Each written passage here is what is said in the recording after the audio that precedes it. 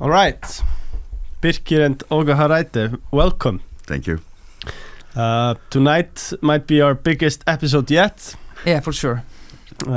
Olga Friðþjóf Hareide, a Norwegian football manager and a former player, currently managing the Icelandic national team.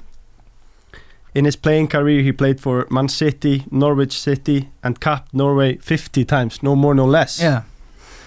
As a coach, Hareide has won league titles in all of Scandinavia. He was also in charge of Norway national team and the Danish national team. So again, first things first, Age, be very welcome to Chess After Dark. An absolute pleasure to have you, and welcome to Iceland. Thank you. How do you like the country, if you just start with a classic question? I've been there a lot of times before. The first time I was in Iceland was in 1977. We played against Iceland at Laugarásvöllur. And we had the pleasure because in Norway, Iceland is in a way a little bit mysterious, you know. It's like a tourist island. They want to see the geysers and the volcanoes and things like that. And we are also related to you because Ingolf fra Sunnfjord came over and found Iceland and founded Iceland as well. So we are related, and I think it's a nationality and people that adopt everywhere, and you can see why, because you have to be tough inside and tough in the head to come out of this island, because this is a small nation, but there is a lot of clever people around in the world who are Icelandic, and we have a few in our city back home in Molde as well. Yeah. Somebody says you have to be stupid to live here due to the weather. No, I don't think so. I think it's I'm very impressed that people sort of stay here. They bring up young kids, boys and girls, and who develop into good footballers. That's why I'm interested in it. Now, how come you took the Icelandic national team job? I got the question. Wanda phoned me, and she asked me if I could be interested to coach Iceland. And I know that I had a coach before in the 2 games before, because I follow Iceland. I follow Iceland since, as I had players here, I always follow Iceland because I look at the Nordic countries and see how they're doing. And he asked me if I could take over as a coach, and I said we can meet and talk, and we did so. And when everything was arranged with the other coach, because you have to be, it's always difficult to come in and take over after a coach who's been here, because we are not rivals. We have the same occupation, and it's always difficult when coaches have to leave.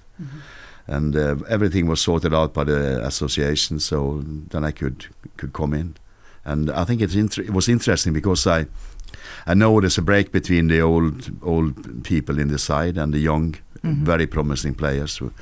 There's a lot of them in Scandinavia, so that's why I took the job, because the players I had from Iceland has always been very good. They're good workers. They do their good skills, you know, good attitude, and that is probably one of the best things I love with football players, is the attitude. Yeah. Did you have to take a long time to decide to give them the final answer? No, it was only 1 day. 1 day? Yeah, my wife said you can go. So that was delaying it. Yeah. Did you contact Lars Lagerbäck or Erik Hamrén? I spoke to Lasse. We've been. I know Erik very well as well, but I know Lasse because he's been in charge of Sweden when I was in charge of Norway, and we have been connected in many occasions. So I spoke to Lasse about Iceland and how he handled it when he was a manager, and he did well with Iceland, really well, and got some fantastic results. And Lasse is a very, very kind man, so he shared a lot of information to me, you know, which is essential to come in that quickly and do the work, you know. You have to know the players quickly. And now I have this week in Iceland that we can speak together and be together and train together. It's been very, very good.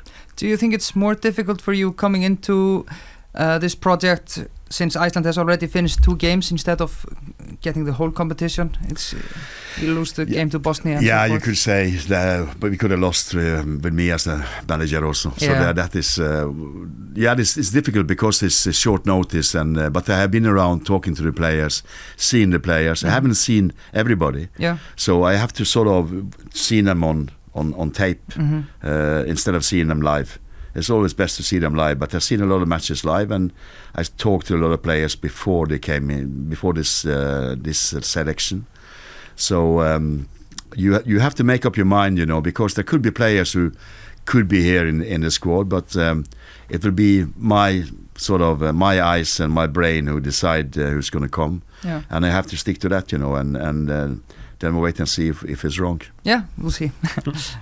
Now that you've coached a few training sessions and maybe watched some games in the Icelandic national division, what are your first thoughts on Icelandic football as a whole?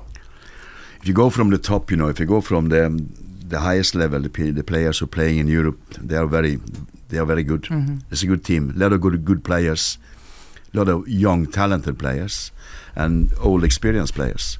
And it's if you have that mixture, you can get a good team, and you also get the knowledge from the older players developing into the young heads, and they can develop into good players. The Icelandic league, it's slower than the league in Europe, but there is also a lot of talents. If you look at the under-19s of Iceland, it's very impressive that they are in the championship, because they beat England 1-0. And you know how much money the English clubs put in the academies. That is a fantastic result. Yeah, absolutely. And we have some exciting players from that team we want to discuss with you. I wanted to ask you as well, have you coached any Icelandic players in your career before? Yeah, I have. I had Birkir Bjarnason in Viking, Stavanger. Indre Sigurdsson in Stavanger. Yeah. Gislason, I had Gislason there as well on loan from Brøndby. I had Finn Bogason in Helsingborg. Hilmar Björnsson in Helsingborg in 98. He's now in the television. He was one of the players I bought from Iceland. I had Kari Arnason. Kari Arnason, those are stand-up guys as well. Malmö, he was in Malmö, so very solid player. Holmar as well, right? Yeah, and Holmar, Eilfsson, and I had the goalkeeper, Hannesson. Hannes? Árni Gautur. Árni Gautur. Árni Gautur Hannesson.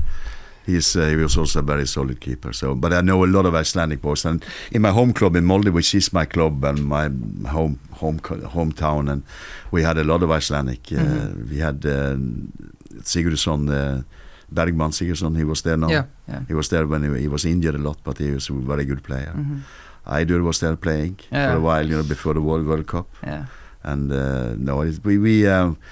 in Norway we had Icelandic players in every club, and in Sweden as well, and in Denmark. So they're especially in Nordic countries, but also abroad. We had in England. Probably Gylfi has been one of the best players for sure. From Iceland. And now we have Johan Berg Gudmundsson in the Premier League, so I'm very pleased with that. Yeah, and to continue with that, so you've coached a lot of Icelandic players, and getting the proposition to take over this job, what character the Icelandic footballers have, and they impress you. They impressed me a lot, What impressed me, especially in the European Championship, was the connection between the players and the people. The players and identity of the island, of the nation of Iceland, and the people who was there, I think that impressed a lot of people in Europe. When it came, the television picture came out after the victory over England. I think everyone was I had Iceland as a favorite, because it was so impressive. We know that it's a small country, but going that far, beating a world-class nation in football, and also the nation showing the enthusiasm by doing that was fantastic. Yeah, for sure. Absolutely. And exactly in the Euro 2016 and the World Cup 2018, I hope people could see how rooted football is in our culture.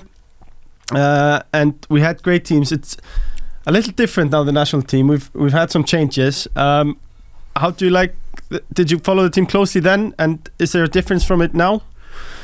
It's there's always there was a very, very solid foundation built before the European Championship in 2016, and that followed the team up to 18. And there is always a change of persons and personalities in the side.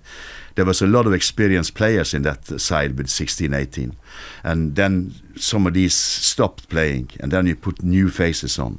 And I think that's it happens to all nations, that they have a little dip in the results when those things come up, because you have to give the young players the time, because I think they felt the pressure as well, to come in and perform.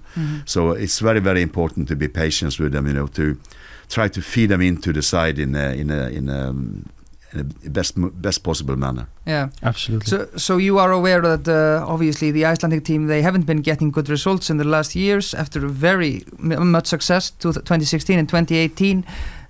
Some players couldn't play and so forth, but it's starting to looking better, I think. What do you think? I hope so. I think this bring forward enthusiasm. What I'm seeing in the days we've been training, it's been very enthusiastic players, a group who stick good together. The older players take good care of the younger players, and I've been speaking to the older players about that, because it's very important in the national team side that the older players give a lot to the younger, to give them sort of a solid foundation to work on.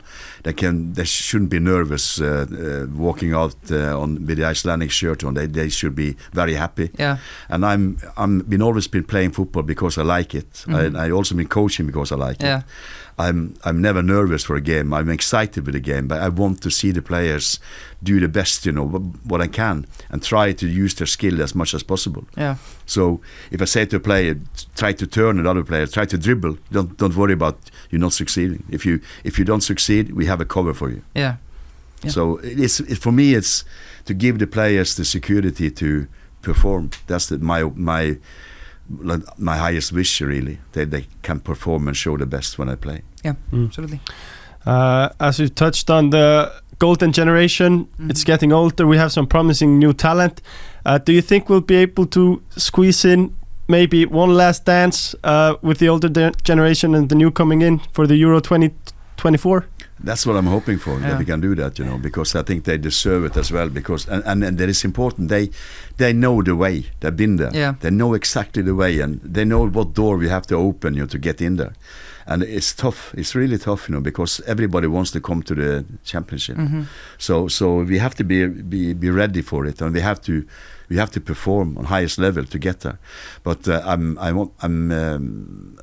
convinced that the older players will show the way, and the younger will have the legs and the willingness to fight and play for Iceland. So that's my hope. But how do you think the mixture of the group is? Because as Leifur mentioned, we have a couple of players who are over 30s, and then we have very promising players who are a little bit above 20s, but we don't have a lot of players in that gap between.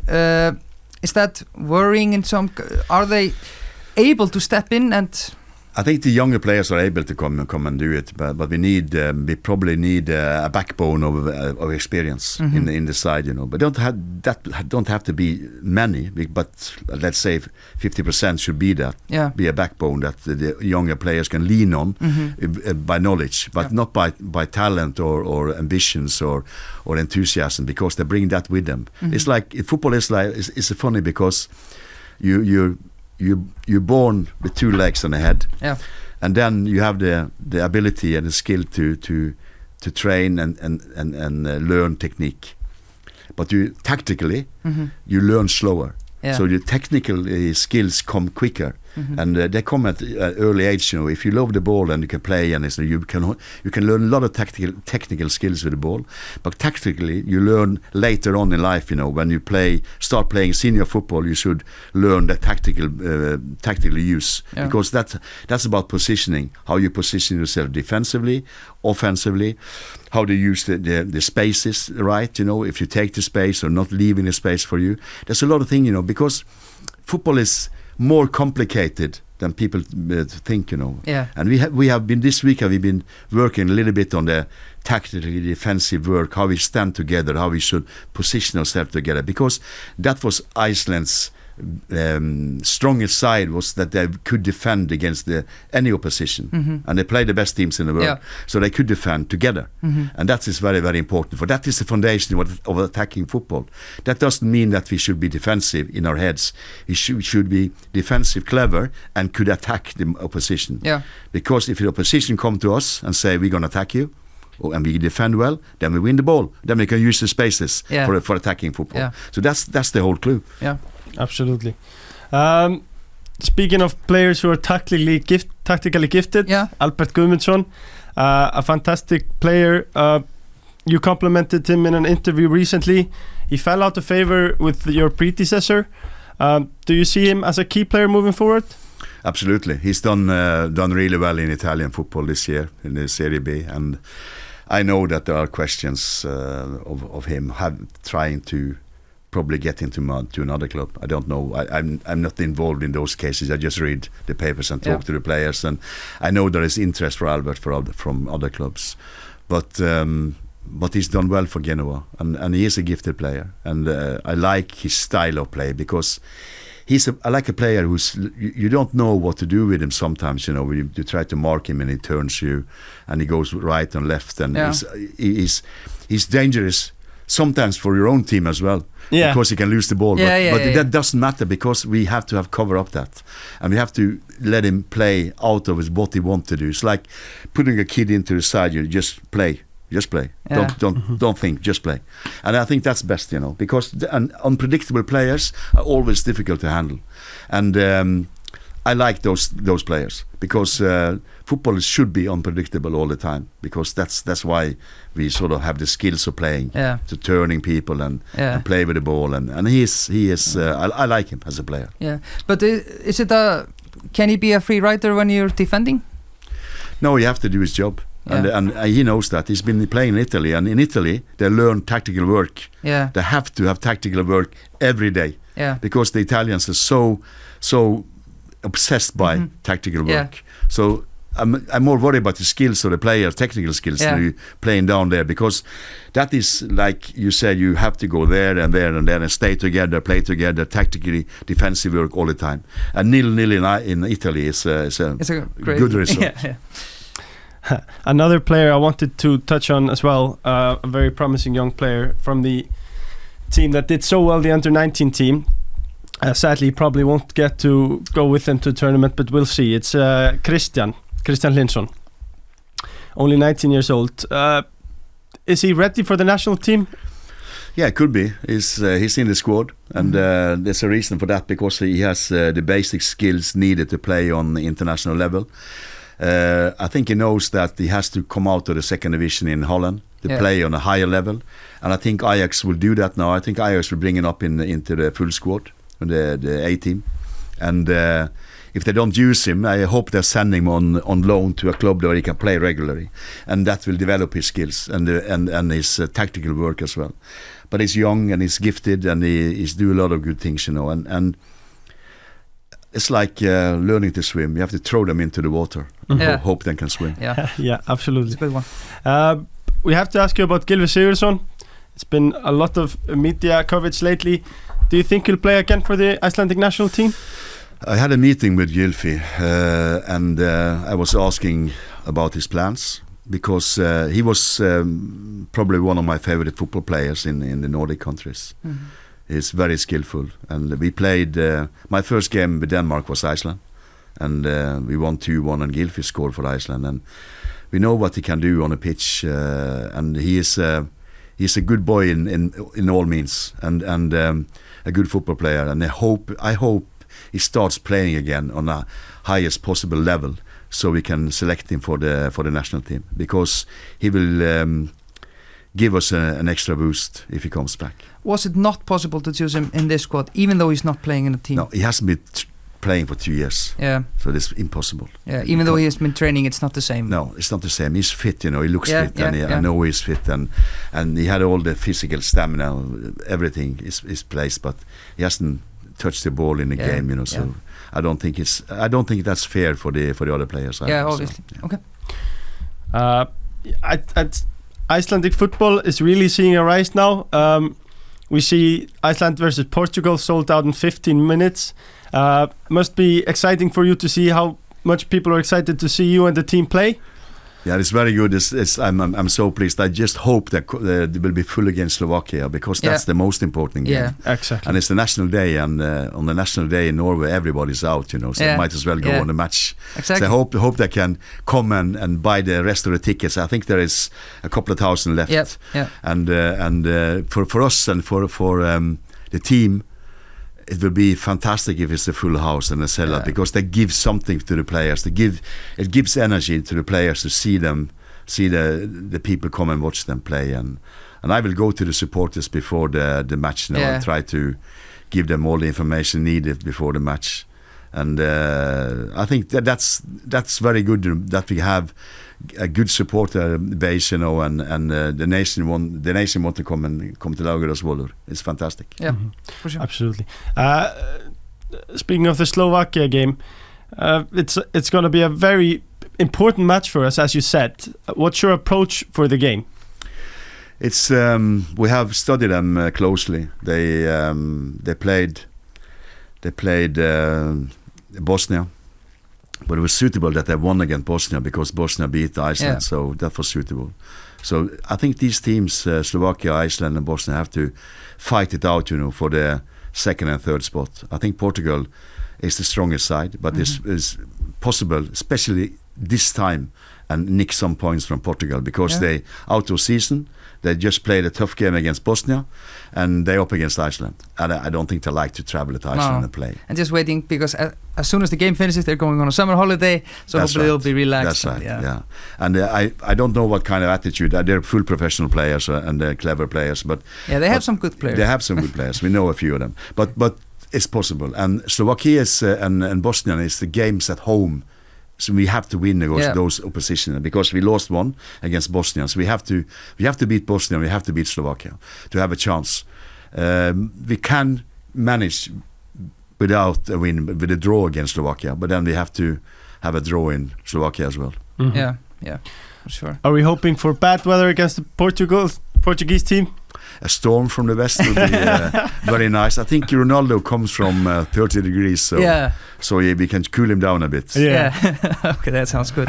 So we are looking in 4 points. Hopefully. I said a hope for 4. 3 to 4. 3 to 4. That's our hope, Yeah. And we make sure that we are planning to go out, because every thought is on Slovakia, and Slovakia we're going out to try to win. Yep. And but we can't guarantee anything in football, but we will try our utmost to win again. We've had some very good results in the June window here in Iceland. We've beaten the Czech Republic, Croatia and so forth with a full Laugardalsvöllur. So it's time to get that momentum back. Absolutely. And we do our best. And I think it's the rest of the players coming in on Monday morning. The players who's been here, they looks good, and I'm very optimistic, because I take a closer look at them now when I train them, and I see the skill they have and the enthusiasm they bring together. That makes me very hopeful, because I've seen a lot of squads and teams before, and the way these players operate, that gives me hope. Yeah. The assistant coach, Jóhannes Kalli, you decided to keep him on board instead of bring your own. Are you happy with him? I'm very happy with him. He's a hard-working fellow. I wasn't surprised about that, because the Icelandic are hard-working, and he's knowledgeable, and he has played on a high level, different sort of in different countries as well, So he's influenced by different coaches, which is very important in international football. He's played for Iceland himself. He knows the football. He knows what's needed to win games and to perform on this level, and that's important. And we connected really well after he spoke. And I think it's always. I had a Danish assistant in Denmark as well, and I think it's important that you have somebody as much as possible from the country, because they feel the nationality, and I think that's important. Yeah, and then welcome to a small community like Iceland. Obviously, he has a son in the team. Yeah, of course. I said it's very funny because everybody either have a father around the corner or a son somewhere, you know. Everybody's related here. And it's impossible to know because you're so smart that you give the second name like the first name of a person. So it's impossible to know who is who. That's a good trick. but it's funny because I had one player in Icelandic side, and he was in the office, not Joey, another one. He was the father, the coach of the ladies team. He is the father of one of the players in the national team. Because I didn't know that, and I don't want to know because that's so. Those things shouldn't influence me at all, you know. Because I've spoken to Joey about this, you know, and he asked me if I found it difficult. I said no. I just have to make my choice anyway. If he's going to play or not in the squad or on the bench, I have to make the choice. You know. So that's no problem at all. Are you going to move here? I don't think I need to move here because I've been a lot of traveling in Europe to visit the players between the matches. What I've done in what I did in Denmark was I was in and out of Denmark. Like I stayed at home and I stayed in Denmark for a while, but I was almost traveling all the time between the matches. So what I do now when we finish the match against Portugal, I get a summary from the analysts, a summary of the matches. And it's a summary that shows the matches and analyzes, of course, but also down to each player. So I can see what each player has done during the matches, and then I try to visit the players and we go through. We have an evaluation of the game and what is good and bad, me and him, and then it's like what you're going to do better for the next time and what you can continue to work on, and that will be only positional play, technical play, physical capacity and the mental capacity, because that's the four element I work on all the time. I said, if I have a player in, I said, I want to see, I can't do anything with his physical capacity when I bring him because I can't train him. He's training in the club. So you have to be connected to the club. So our physical trainer is connected to the physical trainer of the club, of the player.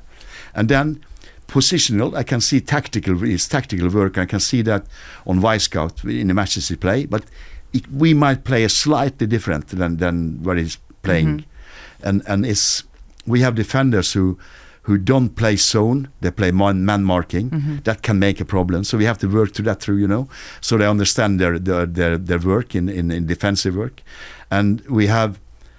And when these players get the analysis, we can discuss and set down and set a goal for the next two games, which is Luxembourg and Bosnia in September.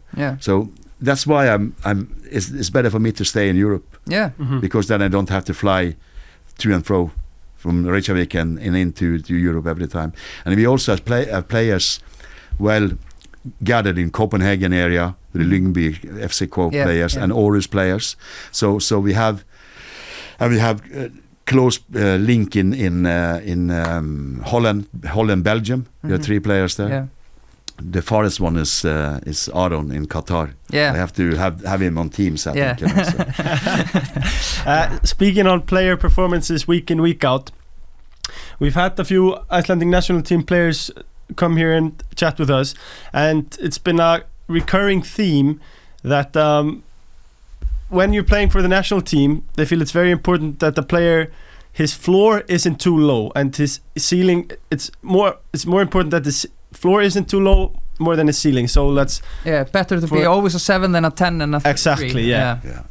It's always important for all of us. If you want to perform, we call it the window. You know, you try to lift your standard, and you know that you don't have to drop your standards in this way. So the floor has to be tight but high. So you lift your floor. You know this is the standard, and you try to lift the ceiling again because now you're playing international. So you have to put your performance higher than on a lower level. So it's like climbing in a skyscraper. You go up, you know, and you perform in the highest part of the skyscraper, not in the bottom. And hopefully you don't fall down too many floors. Hopefully, but you never know. But this is the interesting thing in football, and that's what sort of make me sort of excited, is that you never know. Yeah. And you live by it. Yeah. You have to live by it. And I've been in the game for a long time, so it's I know how small the differences are between losing and winning, and the luck and unluck.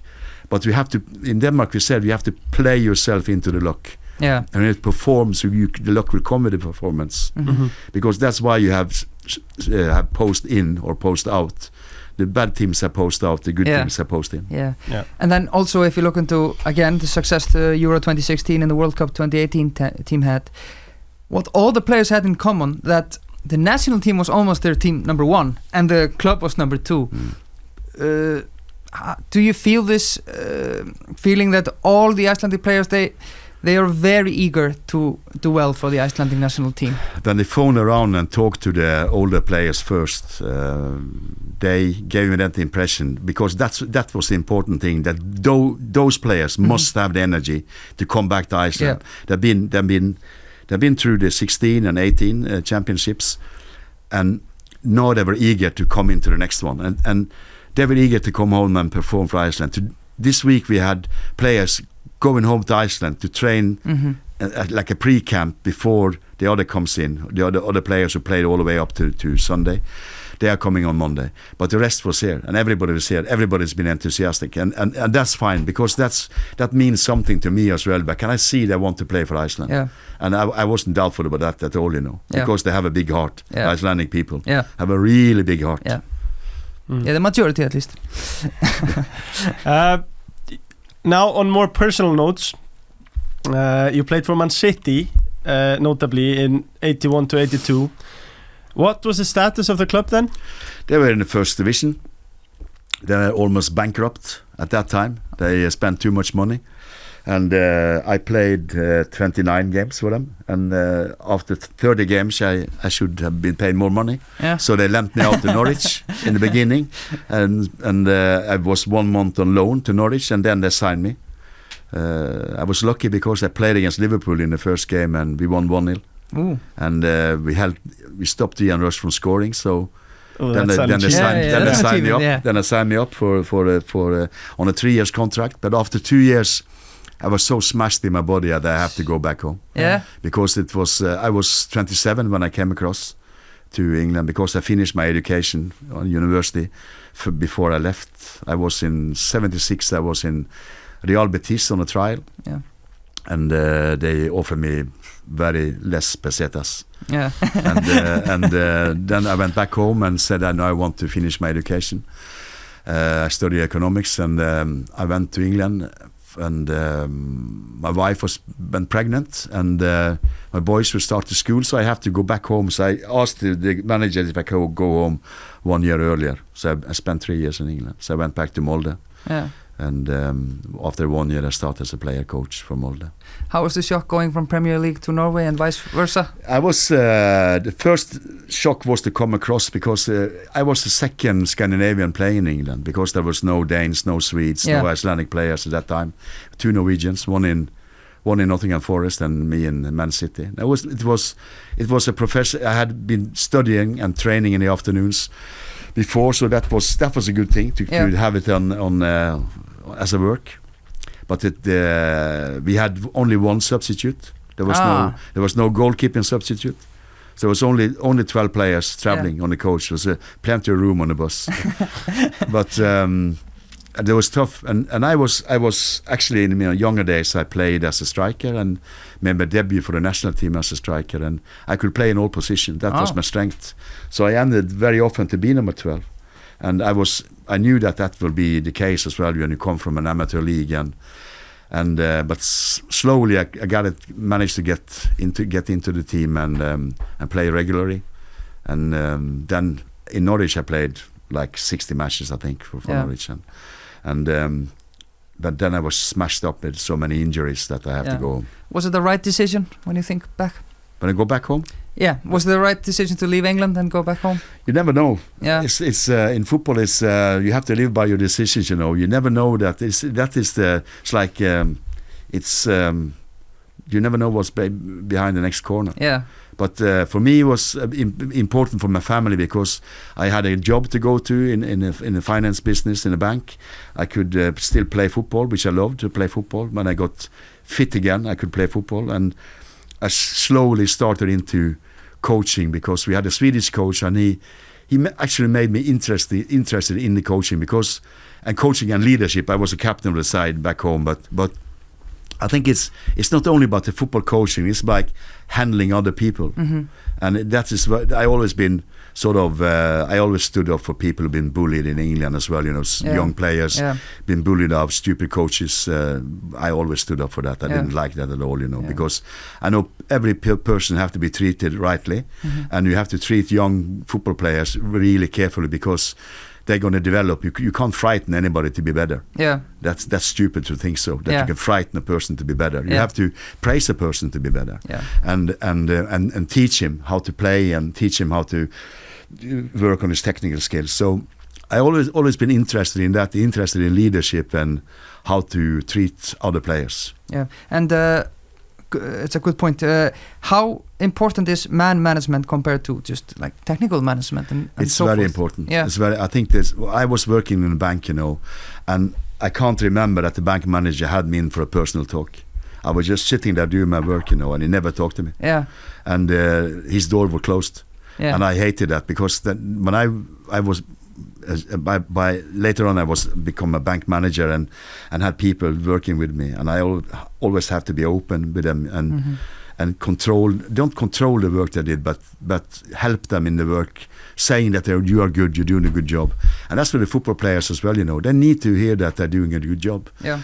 Unless you won't get anything from them. Yeah. And for me it's the man management is really important. Yeah. I think every person likes to be praised and to hear that he's doing a good job, rather than the opposite. Yeah. So that's always been important for me. Yeah. Do you have an open door policy, and how important is it to be close to your players?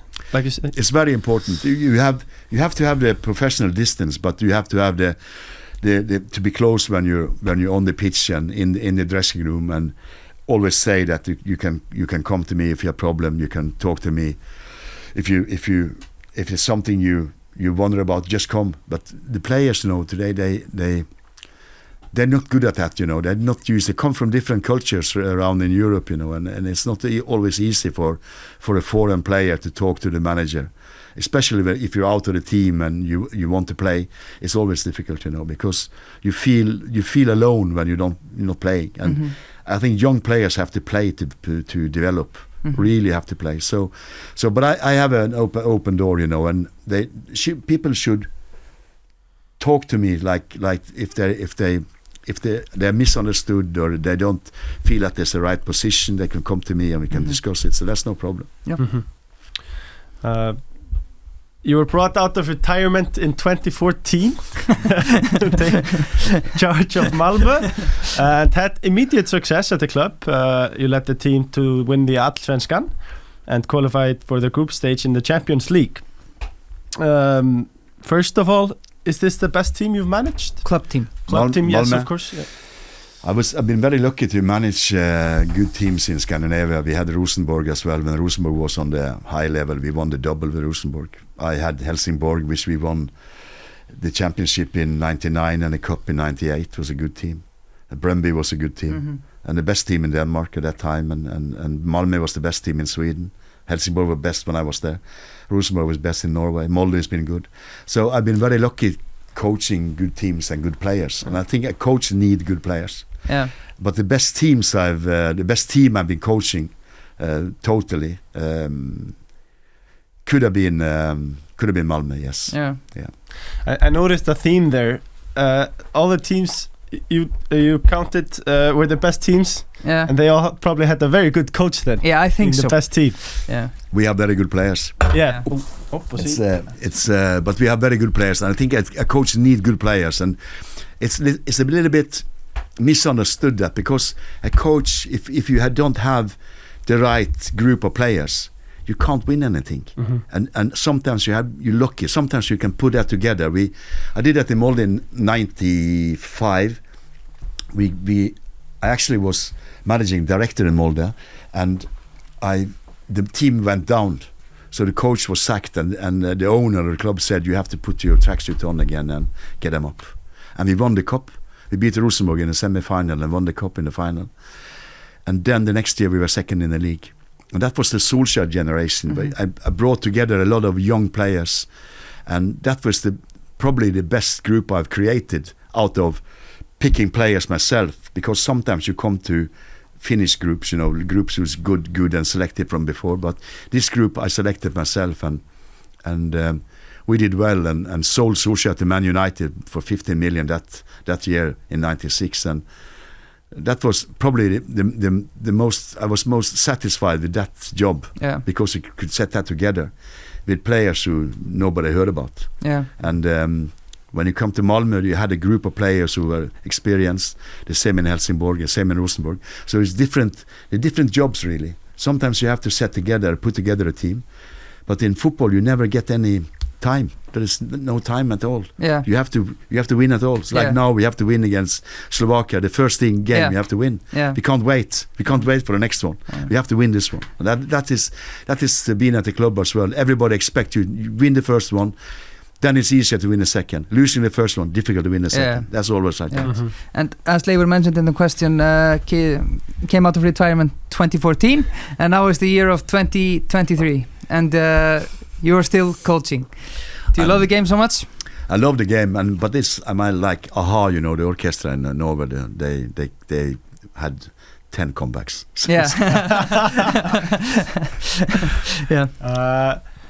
So, as you said, football is a cutthroat game, and it's a results-driven business.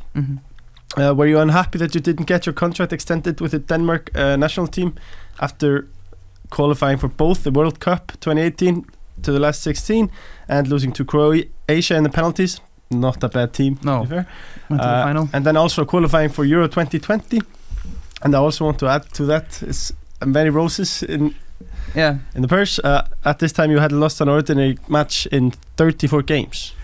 Yeah, of course. I didn't even think about it when I was called up to, and they told me that they're going to change the coach.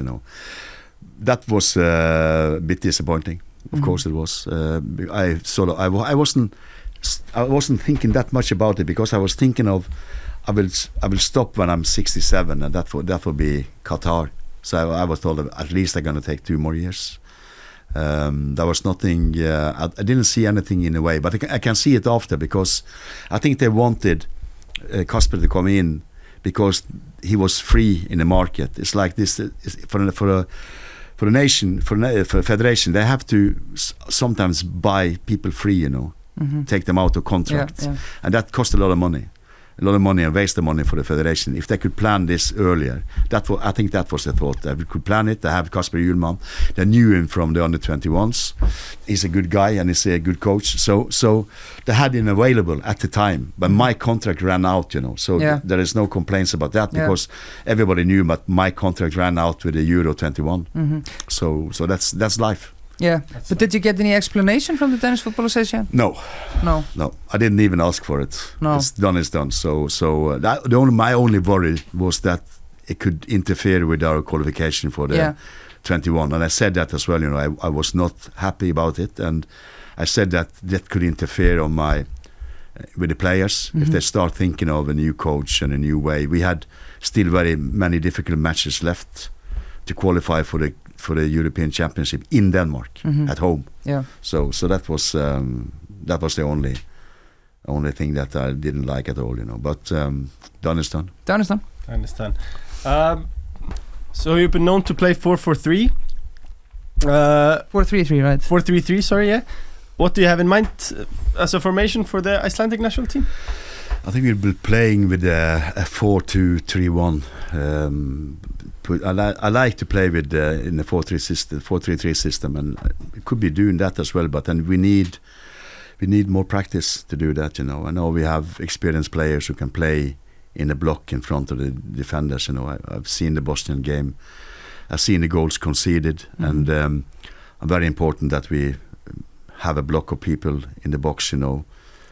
with crosses coming against us. And I know if you put a lot of experienced players there, you get it done. So that's why I'm defensively will play 4-4-1-1 defensively. Offensively we play 3-2-5. That means we're pushing people forward when we have a chance for that. One of the fullbacks, and take the wingers inside and keep them high upfield, and have the two sitting holding midfield players and 3 at the back to play out. That is the plan. There were some critics that you chose a lot of midfielders for the group, but very few defenders. Why is that? That is that many of these defenders can play in different positions. So that I see the more need for the 2 games to have running power offensively and defensively higher upfield than in the back. Because we can play in different ways at the back, where we play in zonal defense, but we can play with 4 and we can play with 3 and we can play with 5. It depends on the games coming up.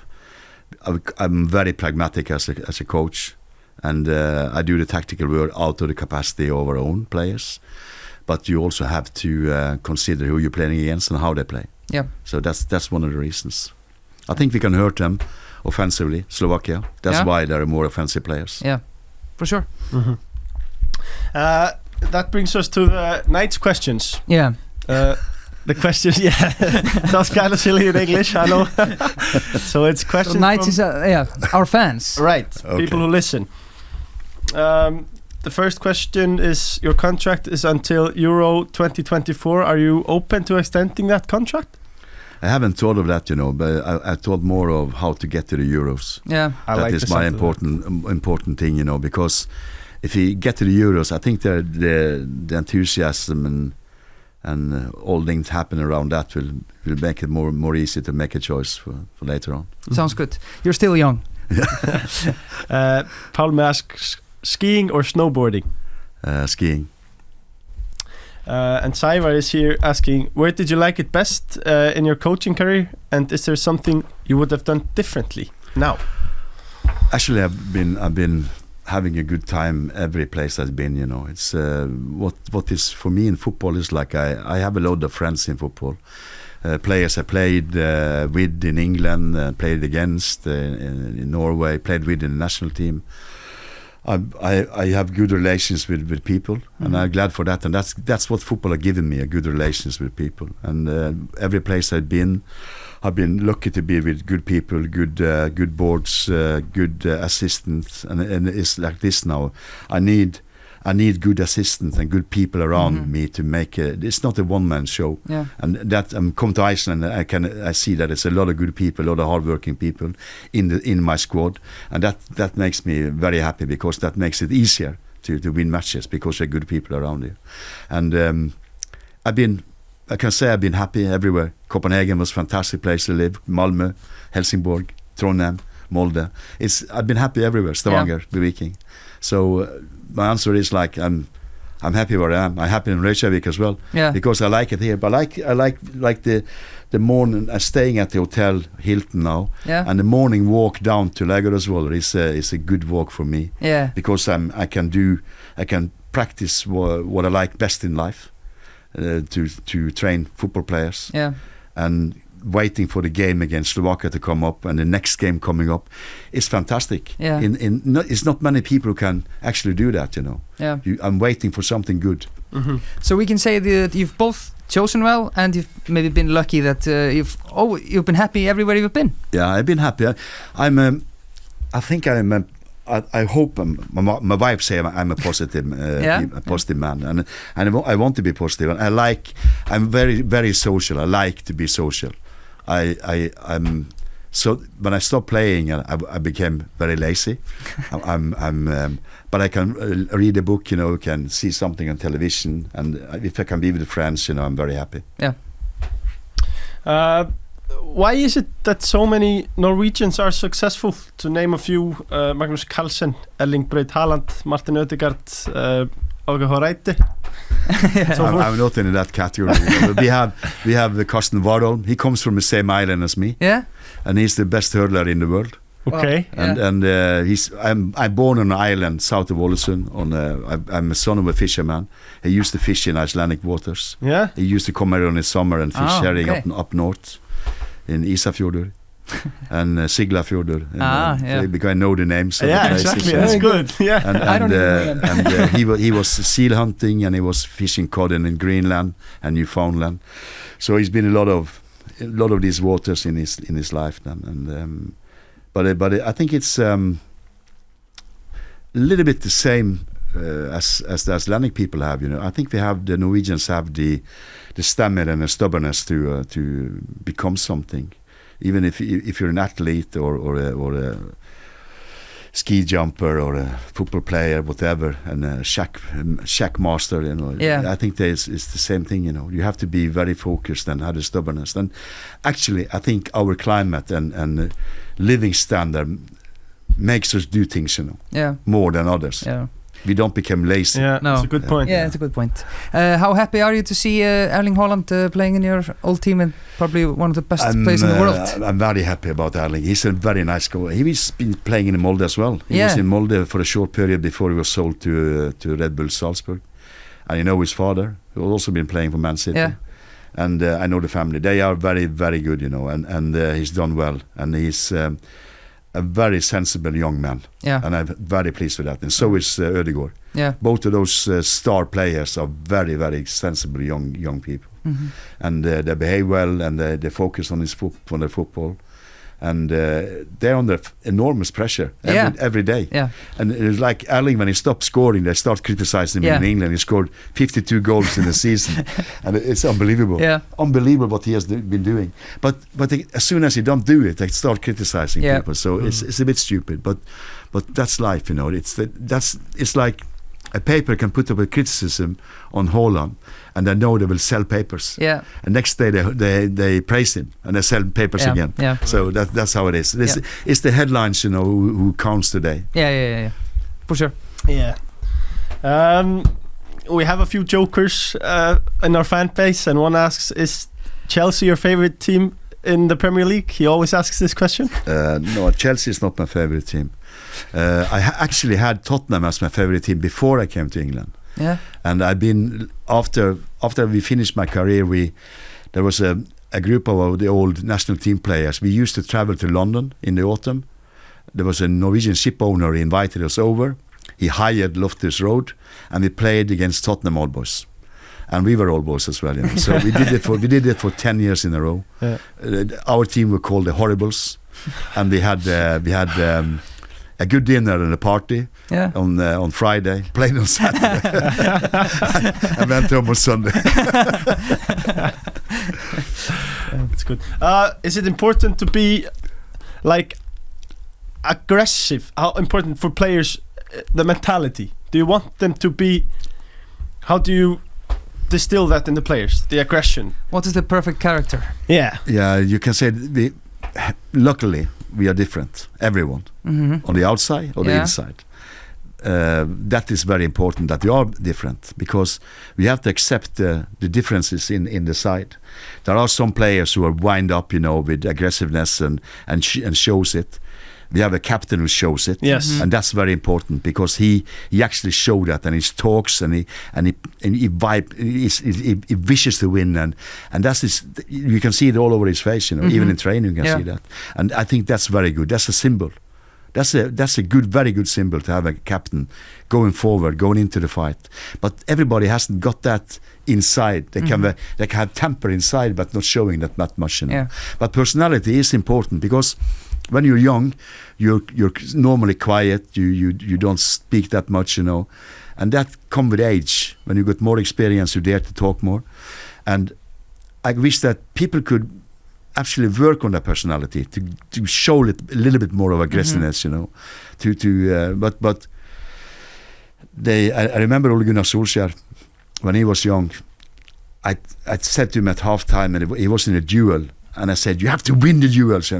And he said, "I'm not big enough." And I forgot that he was smaller than the centre half, But it's like this, and they call him they call him assassin. They call him baby-faced assassin. Yes, that's right. They call him baby-faced assassin. Yeah.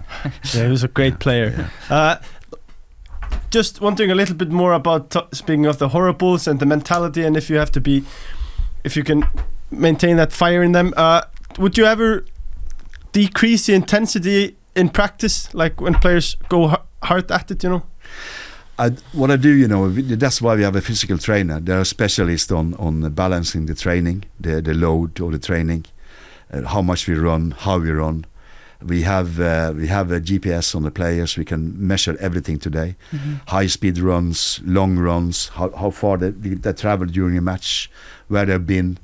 We can see everything. We have the analysis of technical skills, physical skills.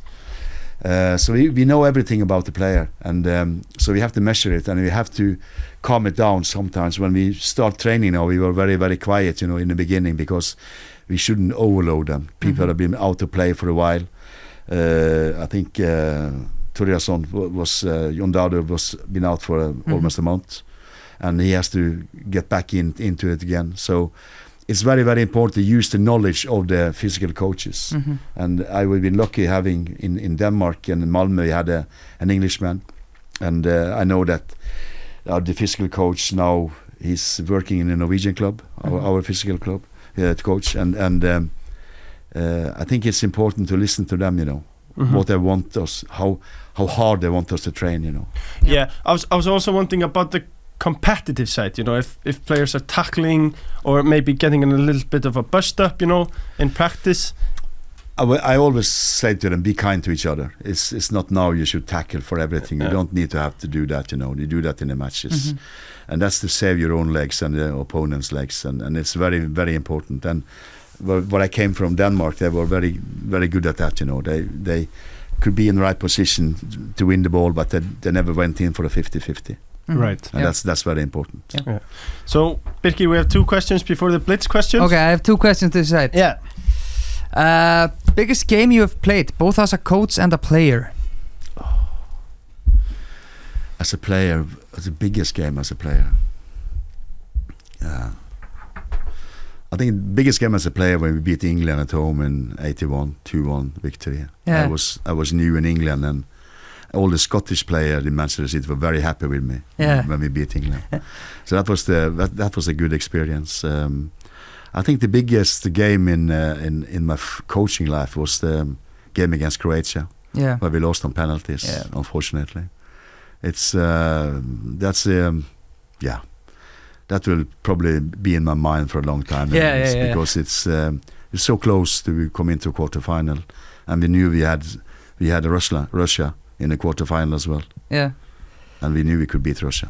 Yeah. So could have been a path to the semi-finals. Close. Yeah. That's how football is, Everything is over in 90 minutes plus extra time, and in extra time we had the chances to score as well. But Croatia missed the penalty in normal time. That was actually my next question, because sorry I'm mentioning this again, but when you lose to Croatia on the penalty shootout, when you're playing in a World Cup, how much do you train penalty shootouts?